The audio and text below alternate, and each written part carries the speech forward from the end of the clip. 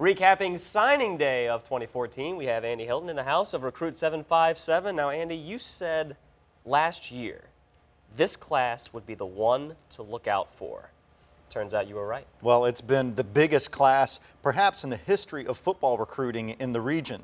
And for multiple reasons. You've had some big name recruits. Granted, we've talked about the top two guys going to UVA, and Andrew Brown and Quinn Blanding. They landed 3 of the top 100 in the nation in those, and when you add in Jamil Kamara. Yet also looking at the depth of the class, a division school like Virginia State pulls in 6 commits. NAIA school in Bluefield College, which probably no one's ever heard of, pulled in 5 or 6 commits.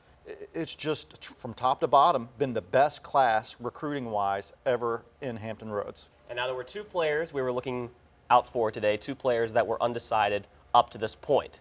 Anthony Scott, Green Run, running back, and of course, the big one, Derek Noddy, out at Ocean Lakes. And Derek Noddy was the jewel of the class in terms of who was left to be committed or signed. And Derek Noddy had a choice of UVA, Virginia Tech, Penn State, Florida State, and Ohio State. He chose Florida State, who's coming off of a national championship, has a great defense.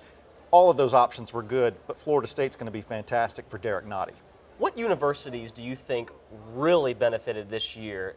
When you look at the classes, who went where, and the universities like Old Dominion, Virginia Tech, UVA, what class do you think really stands out? Who do you think really hit a home run this year? Well, first off, let me say the schools that suffered seem to be the ones who had coaching changes, or at the least coaches who recruit this area moving out. You had JMU only pick up 1 local player on signing day. Richmond didn't have any. Hampton had some turnover. So those schools suffered a little bit. On the flip side, you had a school like Old Dominion who has now gotten, let's say, choosier on who they select, yet they've gotten 4 very quality recruits. East Carolina had a good recruiting class. UVA, as we said before, had an excellent recruiting class. And Virginia Tech, with the kids they got quality kids. So the ones that have had some consistency certainly succeeded. You said last year this was going to be a very, very good class, and as we just talked about, you were right. Now looking ahead to next year, what can we expect? Well, there are some gems certainly in that class. It's going to be hard to live up to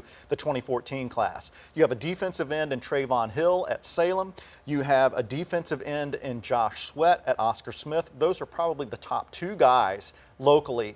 And then if you look ahead to 2016, I have a feeling from what I'm seeing, we have an even better class on the horizon in 2016, but we're talking about kids who are currently sophomores.